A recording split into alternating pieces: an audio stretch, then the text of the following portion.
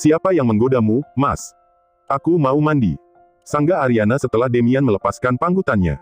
Bukannya kamu tadi sudah mandi, Iya, tapi akhir-akhir ini aku merasa gerah.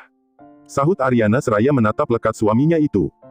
Entah karena pengaruh hormon kehamilan atau dirinya yang memang sudah lama tak disentuh, tiba-tiba saja Ariana sedikit berjinjit lalu mengecup bibir suaminya. Aku merindukanmu, Mas.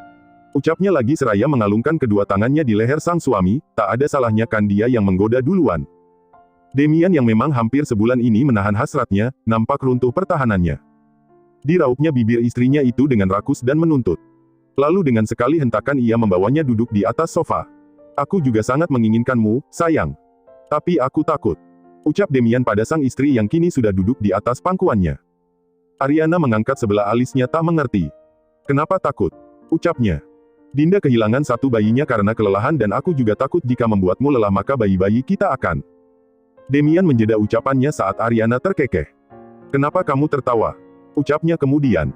Kamu lucu deh Mas, kalau kita melakukannya dengan pelan semua pasti akan baik-baik saja. Lagi pula setahuku kalau hamil tua itu justru dianjurkan untuk sering-sering berhubungan agar mempermudah proses persalinan. Sahut Ariana. Kalau kamu kurang yakin, kita bisa kok besok mengunjungi dokter. Lanjut Ariana lagi, kemudian ia akan beranjak dari pangkuan suaminya, namun laki-laki itu langsung menahannya. Lepaskan Mas, aku mau mandi. Ucap Ariana. Nanggung, sayang. Sahut Demian dengan pandangan penuh hasrat. Bagaimana tidak, istrinya itu hanya menggunakan asteris-asteris saja. Bukannya kamu takut? Tanya Ariana sembari bergerak gelisah, namun itu justru membuat milik Demian yang ia duduki semakin menegang. Aku akan melakukannya dengan pelan. Sahut Demian pada akhirnya. Sepertinya sekali saja tidak puas bagi mereka, kini Demian membawa sang istri menuju ranjangnya dan melanjutkan penyatuannya di sana. Terima kasih, apa kamu lelah? Ucap Demian setelah mengakhiri percintaannya malam itu. Ariana hanya menggelengkan kepalanya sembari tersenyum, nampak peluh masih membasahi tubuh polosnya. Jejak-jejak percintaannya terlihat jelas bagaimana panasnya mereka melakukannya tadi. Sayang berbicaralah aku sangat khawatir, apa bayi-bayi kita akan baik-baik saja? Bagaimana kalau kita ke dokter sekarang? Demian nampak khawatir. Aku baik-baik saja, Mas. Ariana meyakinkan. Syukurlah, aku khawatir karena kamu tadi terlalu bersemangat. Demian nampak terkekeh mengingat betapa agresifnya istrinya itu tadi. Mungkin karena hormon kehamilan, akhir-akhir ini aku selalu menginginkannya. Sahut Ariana. Kenapa tidak bilang? Bagaimana mau bilang, kamu selalu bersikap dingin. Keluh Ariana. Demian menghela napas panjangnya, kemudian membawa istrinya itu ke dalam pelukannya.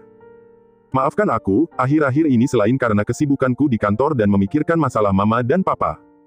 Aku juga selalu kepikiran dengan ucapan Dinda. Sahut Demian.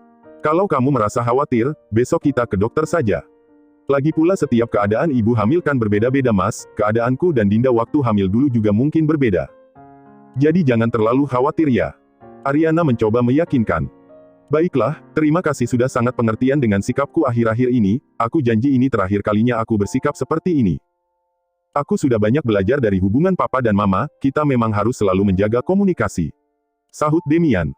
Aku mencintaimu, Mas. Ariana semakin mengeratkan pelukannya. Aku juga mencintaimu, sayang. Ucap Demian lalu mengecup puncak kepala istrinya dengan sayang. Tidur yuk, ajak Ariana. Sebentar aku hubungi Victor dahulu. Demian nampak mengambil ponselnya di atas nakas. Tumben, ponselnya mati. Gerutunya saat tak bisa menghubungi asistennya tersebut. Sudah tidur kali Mas.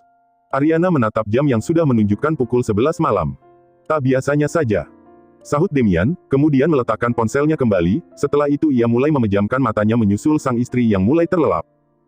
Di sisi lain, malam itu Victor nampak duduk di sebuah sofa seraya memperhatikan lalu lalang pengunjung di sebuah klub yang ia kunjungi. Hingga bingar musik yang memekikkan telinga membuatnya ingin segera meninggalkan tempat tersebut, namun ia tidak akan pergi sebelum tujuannya tercapai. Sejak kejadian di restoran tadi siang, ia seakan tertantang untuk menaklukkan Nina yang menurutnya sok jual mahal.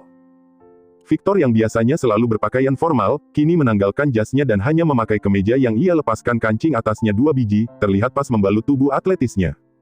Ia nampak mengedarkan pandangannya, mencari sosok gadis yang sedikit mengusik hatinya. Tuan, butuh teman. Sapa seorang wanita cantik dengan pakaian minim sedang menghampirinya. Saya ingin sendiri. Sahut Victor dingin. Pria tampan seperti Anda tidak cocok sendirian Tuan, saya rela tidak dibayar kalau Anda berminat. Goda wanita tersebut tak menyerah, matanya nampak menatap dada bidang Victor yang sedikit terbuka. Victor hanya tersenyum miring tanpa mau menganggapi, kemudian ia menghunuskan tatapan tajamnya pada perempuan itu hingga membuat wanita itu langsung ketakutan. Melihat tatapan membunuh Victor, wanita itu tak mau ambil resiko. Kemudian dengan cepat ia langsung pergi meninggalkan laki-laki mengerikan itu. Dasar asteris, gumam Victor. Tak berapa lama kemudian, Victor melihat seorang gadis dengan riasan tebal berseragam white dress sedang mengantarkan minuman ke beberapa pengunjung.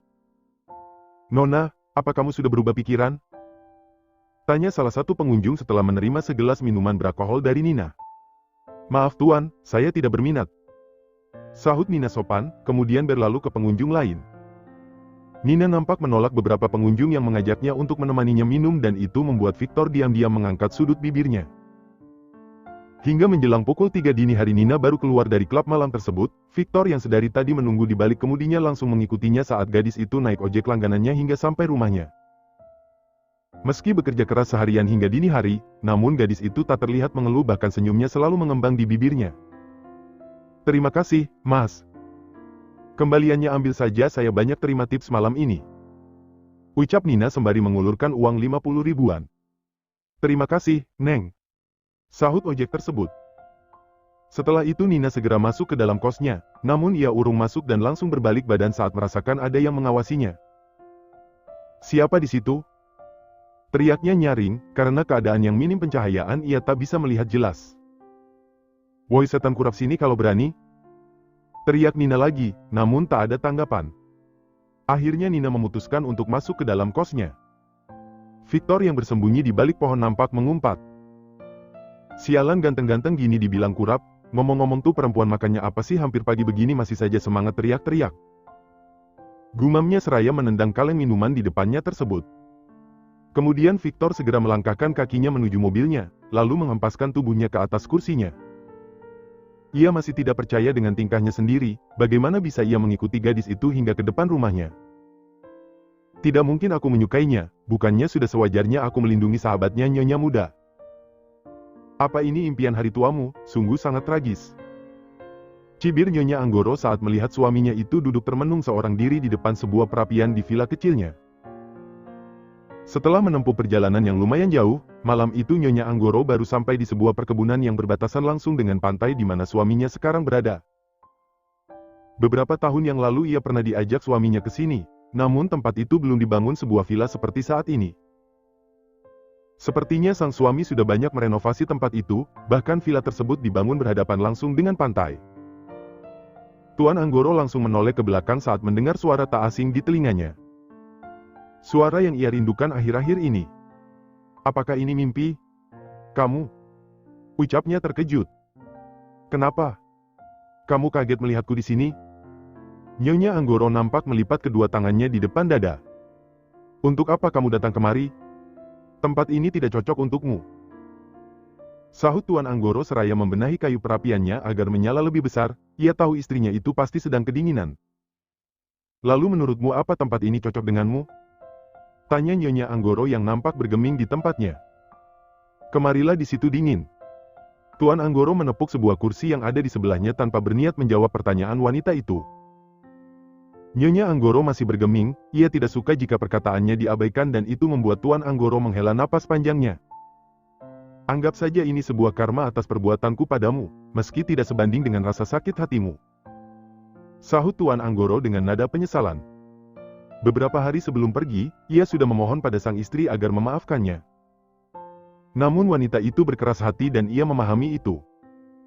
Maka jalan satu-satunya adalah pergi jauh meninggalkannya jika itu bisa membuat sang istri lebih baik. Namun ia terkejut saat wanita itu tiba-tiba sudah berada di tempatnya saat ini. Nyonya Anggoro nampak mengusap lengannya, udara dingin perkebunan bercampur dengan angin laut terasa menusuk kulitnya meski ia sudah melapisi pakaiannya dengan sweater tebal. "Selalu saja keras kepala," gerutu Tuan Anggoro seraya menyelimuti punggung istrinya tersebut, lantas menarik tangan dinginnya menuju sofa yang ia duduki tadi. Namun bukannya ikut melangkah, Nyonya Anggoro justru memeluk suaminya itu. "Maafkan aku," ucapnya, sebuah ucapan yang mungkin baru sekali seumur hidup ia ucapkan pada sang suami. Wanita parubaya yang masih terlihat sangat cantik dan terawat itu nampak terisak di dada suaminya yang membuat laki-laki itu merasakan sesak di hatinya. "Jangan meminta maaf, kamu tidak pernah salah," Ucap Tuan Anggoro lembut seraya mengeratkan pelukannya. Tidak, aku yang bersalah. Kalau saja dari awal aku lebih banyak memperhatikanmu, kamu pasti tidak akan pernah melakukan itu, iya kan? Ujar Nyonya Anggoro bercampur isakannya. Kamu tidak pernah bersalah, sayang. Aku saja yang kurang ajar. Sahut Tuan Anggoro, kemudian mengajak istrinya itu untuk duduk di sofa depan perapian. Selama bertahun-tahun aku selalu menyesali perbuatan bodohku itu, ku mohon tolong maafkan suami brengsekmu ini. Lanjutnya lagi seraya menatap lekat wajah cantik sang istri. Nyonya Anggoro hanya bisa menangis, kesedihan, luka dan penyesalan bercampur menjadi satu tanpa bisa ia ungkapkan. Tuan Anggoro yang merasa kasihan, langsung meraup bibir wanita itu dengan lembut. Setelah itu ia kembali membawa wanita itu ke dalam dekapannya, berbagi kehangatan yang penuh dengan cinta dan kasih. Iya, aku memaafkanmu. Lirih Nyonya Anggoro berusaha untuk ikhlas meski kini luka hatinya masih sangat basah. Ia yakin dengan berjalannya waktu lukanya itu akan mengering dengan sendirinya. Terima kasih, sayang. Meski ini sangat sulit untukmu, tapi percayalah di sisa umurku aku akan berusaha menyembuhkan lukamu. Janji Tuan Anggoro. Nyonya Anggoro hanya menanggapinya dengan mengeratkan pelukannya seakan suaminya itu hanya miliknya seorang. Ayo masuk di sini sangat dingin. Ajak Tuan Anggoro, mereka nampak melangkahkan kakinya menuju villa sederhana tak jauh di belakangnya itu. Bolehkan aku ikut tinggal di sini? Pinta Nyonya Anggoro. Kamu tidak akan betah tinggal di sini. Mulai sekarang dimanapun itu, asal bersamamu itu adalah tempat yang paling cocok untukku dan aku pasti betah. Aku akan belajar memasakkanmu dan setiap hari akan membuatkanmu kopi. Ucap Nyonya Anggoro yang langsung membuat suaminya itu menatapnya gemas. Baiklah, tapi biarkan malam ini aku yang memakanmu sayang. Tuan Anggoro langsung menarik tangan istri cantiknya itu masuk ke dalam kamarnya. Keesokan harinya. Pagi itu Victor terlihat lelah meski hari masih pagi, ia hanya tidur selama 2 jam saja gara-gara semalam menguntit Nina. Setelah itu ia harus menjemput Demian ke mansion lalu berangkat ke kantor bersama-sama. Kamu sakit? Tanya Demian saat melihat wajah pucat Victor. Tidak, Tuan. Sahut Victor dari balik kemudinya. Kenapa ponselmu semalam mati? Baterainya habis, Tuan. Dusta Victor, padahal ia sengaja mematikannya karena Demian sangat tidak suka jika dirinya bermain di bar atau klub malam. Lain kali jangan ceroboh lagi, ponselmu harus selalu standby. Apalagi istriku sedang hamil tua, kamu harus selalu siaga. Perintah Demian. Baik Tuan, tapi bukannya yang harus siaga itu suaminya ya, Tuan. Celetuk Victor bercanda.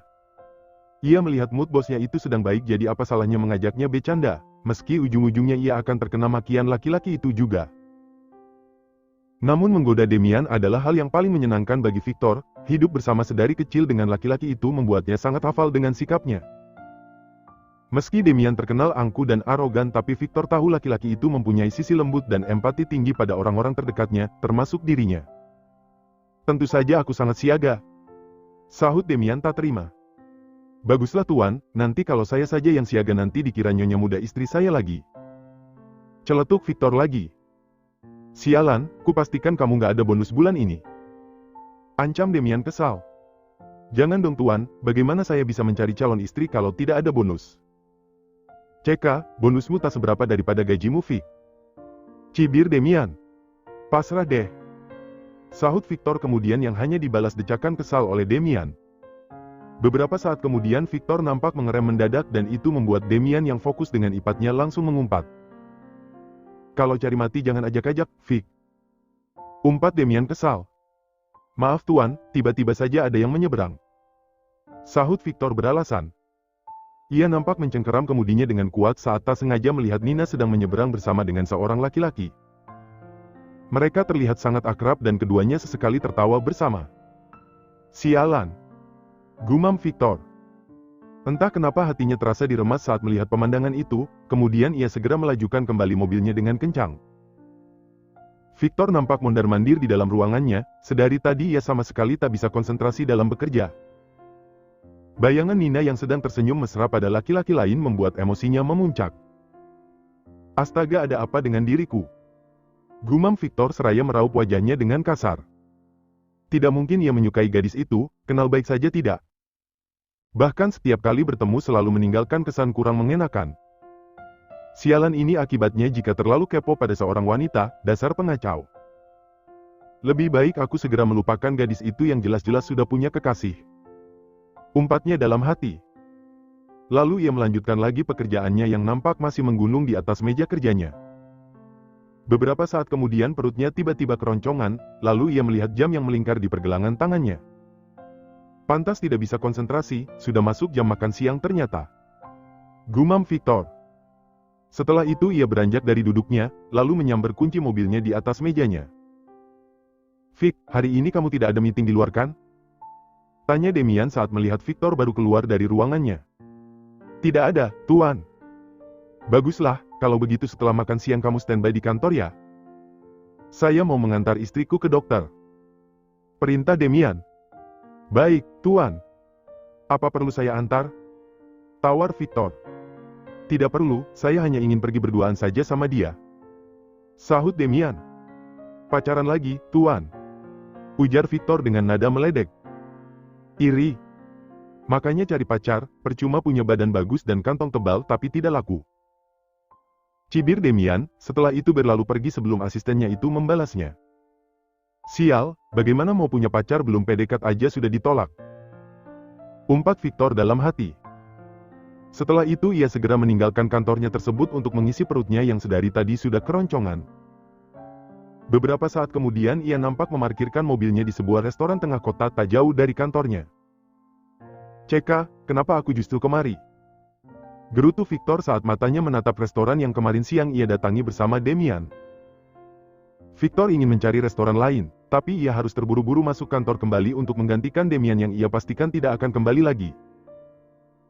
Akhirnya dengan terpaksa ia melangkahkan kakinya masuk ke dalam restoran tersebut, di sana pasti ada gadis yang saat ini sedang malas ia temui, kalau bisa ia tidak ingin bertemu selamanya. Victor langsung menghempaskan tubuhnya di atas kursi, dilihatnya gadis itu sedang bercengkerama dengan teman prianya tadi pagi. Sepertinya mereka sama-sama karyawan di sana. Tiba-tiba Victor nampak tersenyum licik, entah apa yang sedang ia rencanakan. Pelayan. Teriaknya. Kemudian seorang laki-laki segera datang mendekat ke mejanya. Selamat siang Tuan, mau pesan apa? Ucap laki-laki muda tersebut seraya memberikan buku menu. Saya mau gadis itu yang melayani saya.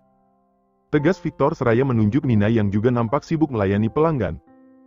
Tapi teman saya sedang sibuk Tuan, Tuan mau pesan apa biar saya yang melayani? Tolak laki-laki muda itu dengan halus. Saya tidak mau pesan kalau tidak sama dia. Tegas Victor lagi. Tapi Tuan teman saya. Pemuda itu langsung menjeda ucapannya saat manajer restoran tersebut datang menghampiri. Tuan Victor senang sekali bisa bertemu dengan Anda, apa ada keluhan dari pelayanan kami? Sapa manajer tersebut dengan ramah. Senang bertemu dengan Anda juga Pak Jim, bisakah pelayan itu yang melayani saya? Sahut Victor seraya menunjuk Nina yang kini nampak berdiri di samping meja kasir. Manajer tersebut segera memanggil Nina untuk datang. Iya Pak Jim. Ucap Nina mendekat. Layani tuan ini dengan baik, kalau tidak besok tidak perlu datang lagi. Perintah manajer tersebut bernada ancaman. Kamu. Nina nampak melotot, namun ia langsung tersenyum nyengir menatap manajernya tersebut. Yang sopan Nina kalau masih mau bekerja di sini, beliau adalah Tuan Victor pemilik gedung pertokoan di sini. Ujar manajer tersebut, kemudian itu berlalu pergi setelah sebelumnya pamit pada Victor. Nina nampak menghela napas panjangnya, kenapa harus bertemu manusia pohon ini lagi? Pikirnya. Baik Tuan, mau pesan apa? Tanya Nina dengan malas. Apa begitu cara melayani seorang pelanggan? Cibir Victor. Nina rasanya ingin meremas wajah tampan laki-laki di depannya itu, ups tampan. Nina akui Victor memang sangat tampan ya meski tak setampan suami Ariana sahabatnya itu. Namun buat apa tampan, kalau setiap kata yang keluar dari mulutnya itu sangat pedas dan hanya sebuah ejekan saja. Untung saja ia menolak dijodohkan dengannya, kalau tidak mungkin setiap hari akan makan hati menghadapinya. Baik Tuan, Anda mau pesan apa? Ulang Nina dengan suara selembut mungkin. Ceka, kamu mau melayaniku makan atau mau menggodaku? Cibir Victor lagi, ia nampak menahan senyumnya. Ternyata menyenangkan juga menggoda gadis itu. Oh astaga naga, ada ya manusia seperti ini. Sebenarnya mimpi apa Nina semalam hingga harus menghadapi laki-laki menyebalkan seperti itu? Nina berdiam pelan untuk menetralkan pikirannya yang rasanya mau meledak. Kalau tidak sedang butuh uang, ingin ia menyeret laki-laki itu keluar lalu menghajarnya habis-habisan. Memang Nina bisa berkelahi? Tentu saja bisa, di kampungnya dulu dia juara pencak silat tingkat kecamatan. Oke, kembali lagi pada kenyataan di depan mata, Nina nampak mengulas senyumnya dengan ramah lalu mulai membuka suaranya. "Tuan, Anda mau pesan apa?" ucapnya dengan ramah, terpaksa tentunya. "Buatkan saya telur dadar keju," perintah Victor. "Tuan, ini restoran bukan tempat makan di rumah Anda. Di sini tidak ada menu seperti itu, ini silakan pesan yang ada." Nina memberikan buku menu pada Victor. Namun Victor langsung melempar buku menu tersebut ke atas meja. "Jadi kamu menolak pesanan saya?" "Baiklah Pak Ji." Victor memanggil manajer restoran tersebut tapi Nina refleks membungkam mulutnya dengan tangan dia. "Tolong jangan panggil Pak Jim, saya akan segera membuatkannya untuk Anda," ucap Nina dengan tangannya masih berada di mulut Victor. "Dek." Victor merasakan jantungnya mendadak berdebar-debar saat merasakan tangan Nina menyentuhnya. "Sial." Victor langsung menghempaskan tangan Nina dari mulutnya. "Kurang ajar sekali kamu." Gertak Victor menatap Nina yang nampak ketakutan kali ini. "Maaf Tuan," sahut Nina dengan wajah menunduk. "Pergilah, cepat buatkan pesanan saya," perintah Victor kemudian. "Baik, Tuan." Nina segera berbalik badan, namun baru beberapa langkah Victor memanggilnya kembali. "Buatkan 2 porsi," perintahnya kemudian. "2, Tuan?" tanya Nina memastikan. Setelah itu Nina segera berlalu pergi menuju dapur untuk membuatkan pesanan Victor. Tak berapa lama kemudian dengan senyum mengembang di bibirnya, Nina nampak membawa sebuah nampan berisi 2 porsi telur dadar keju pesanan Victor. "Silakan, dinikmati Tuan," ucap Nina dengan ramah, namun itu justru membuat Victor menaikkan sebelah alisnya curiga. "Duduklah," perintahnya kemudian. "Saya, Tuan?" Nina nampak terkejut. "Tentu saja, duduklah," sahut Victor dengan mengulas sedikit senyumnya, namun itu justru membuat Nina menelan ludahnya. "Tapi itu tidak sopan, Tuan," tolak Nina. "Duduk," perintah Victor tanpa mau dibantah. "Bye-bye Tuan." Nina segera mendudukkan dirinya di hadapan Victor. "Makan itu semuanya," perintah Victor yang langsung membuat Nina melotot menatapnya. "Mampus, aku." Tadinya Nina berniat untuk mengerjai Victor, ia dengan sengaja memasukkan banyak sekali garam pada telur dadar tersebut. Berharap laki-laki itu memesan menu yang ada dan tak menyuruhnya memasak lagi. Seandainya laki-laki itu protes, ia tinggal bilang saja kalau tidak bisa memasak. Padahal di kampungnya dia juara memasak tingkat RT. Tapi sepertinya kali ini Nina menggali lubang kuburannya sendiri, sabar Nina.